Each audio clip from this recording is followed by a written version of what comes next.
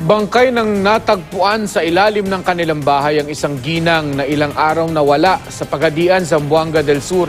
Ang salarin sa krimen, alamin sa report ni Jamie Santos.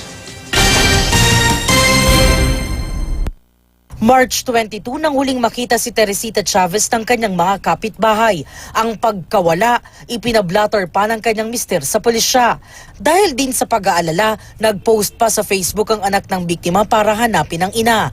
Ang halos isang linggong paghahanap na umabot hanggang social media natapos sa wakas.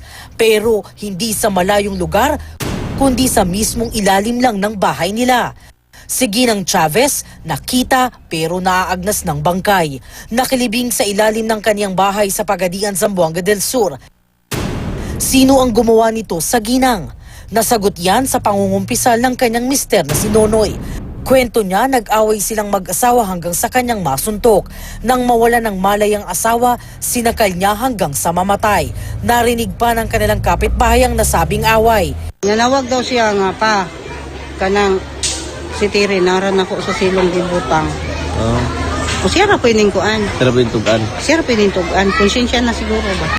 Para itago ang nagawang krimen, inilibing ng suspect ang bangkay ng asawa sa ilalim ng kanilang bahay.